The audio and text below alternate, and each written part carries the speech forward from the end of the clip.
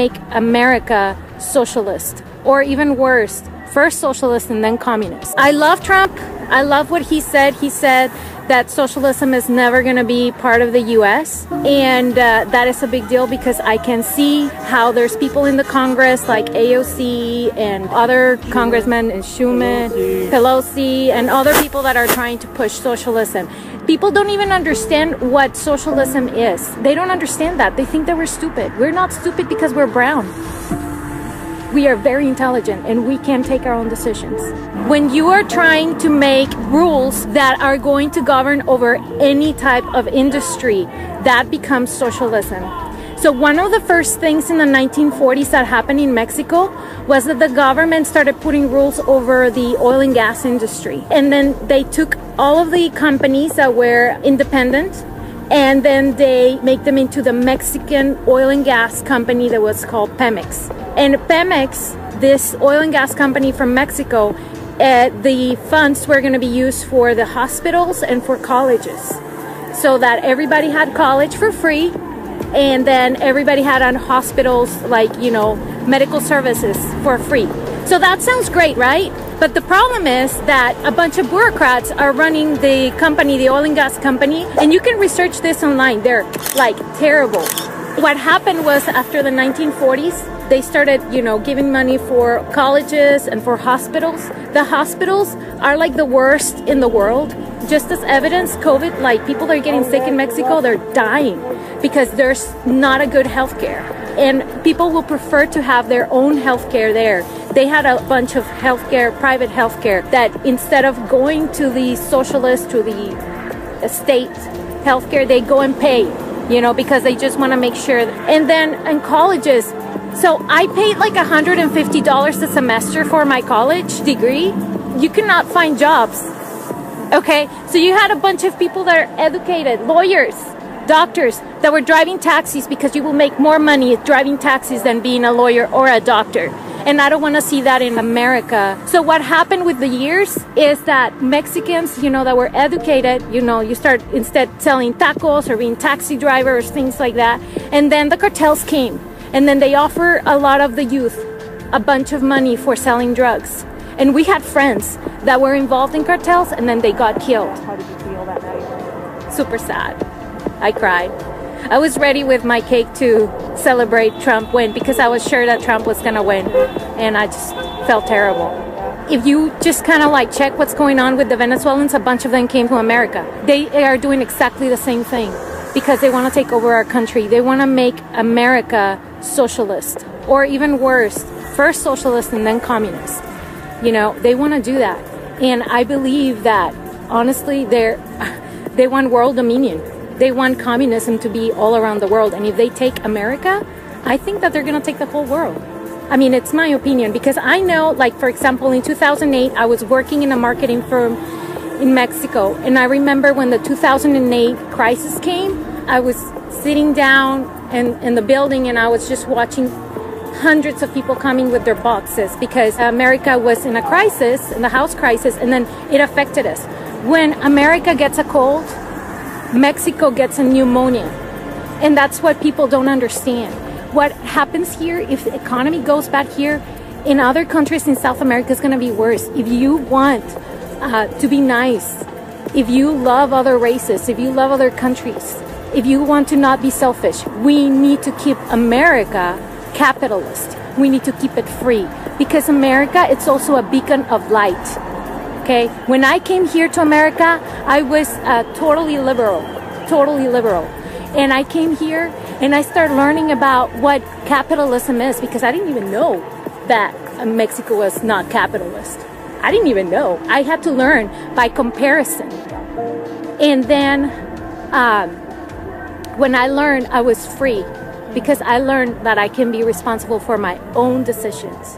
And that was the most amazing and most freeing thing in the world. Entonces, con este video quedó más que claro cuál es la agenda, cuál es la nueva agenda y por qué todos se están oponiendo, la mayoría, un porcentaje altísimo, a que se consuma el mega F del 3 de noviembre.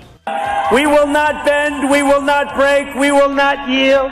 We will never give in, we will never give up, and we will never back down. We will never, ever surrender. Because we are Americans, and our hearts bleed red, white, and blue.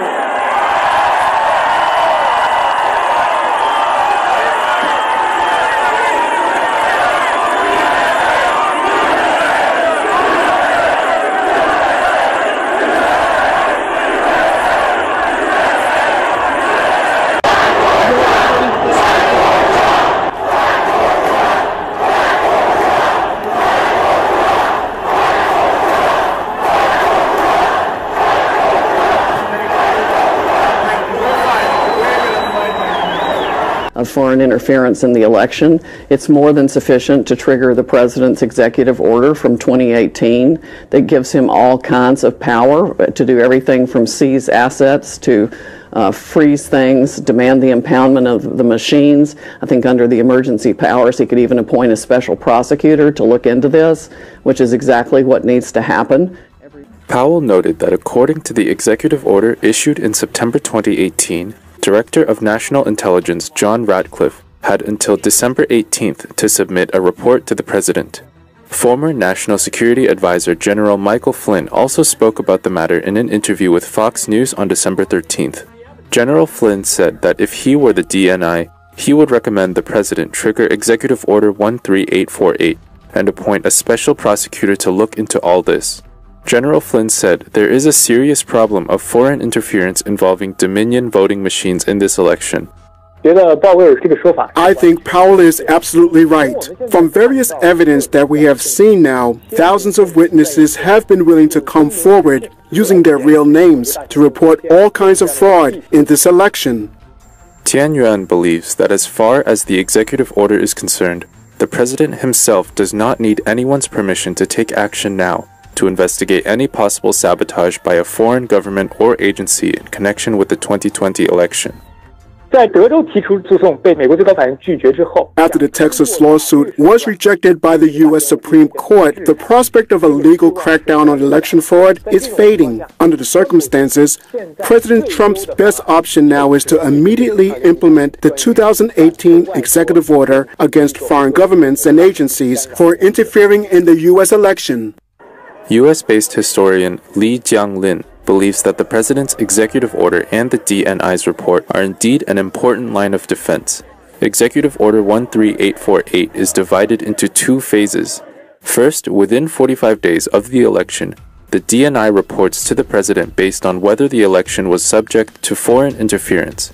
Second, when the Attorney General and the Department of Homeland Security receive the report, they will, within 45 days, conduct a more in-depth assessment with relevant state and local officials, and work with the Secretary of the Treasury and the Secretary of Defense to impose sanctions based on the extent of foreign intervention. Ratcliffe, 情报总监，他手下掌握的18个情报机构。 Ratcliffe, the Director of National Intelligence, has 18 intelligence agencies under his command. He certainly knows a great deal of intelligence, which we can learn from in his public interviews over the past few days. He kept saying that China is America's most dangerous enemy right now, which seems to be an indication. In his October statement on election security, John Ratcliffe focused on the threat from Russia and Iran, but in a recent interview with Fox News, he frequently referred to the Chinese Communist Party. There are a lot of people who, for economic reasons, don't want China to be our greatest threat. There are a lot of people who, for political reasons, don't want China to be our greatest threat in America. But the intelligence doesn't lie. China is our greatest threat, and it's not even close. Lee believes that once President Trump triggers Executive Order 13848, it will change the nature of election fraud investigations, and it will not simply be an issue of Democrats versus Republicans. As Powell has argued, some of the people involved in voting machine manipulation, algorithms fraud, and fake ballots will face national security allegations, and an investigation could have a real impact. To get it right, they're going to have to find that the Georgia mail-out ballots that they sent out like 1.6 million of or something are not valid, because the standards for filling out those ballots and voting by them is not the same standard required for people voting really absentee or by in person. And you can't have multiple different standards for people to vote. It's an equal protection of the law violation under Bush versus Gore. Fantastic, and the legislators, of course, seem very interested in the testimony, particularly the video, because that corroborates the affidavits that we already had. And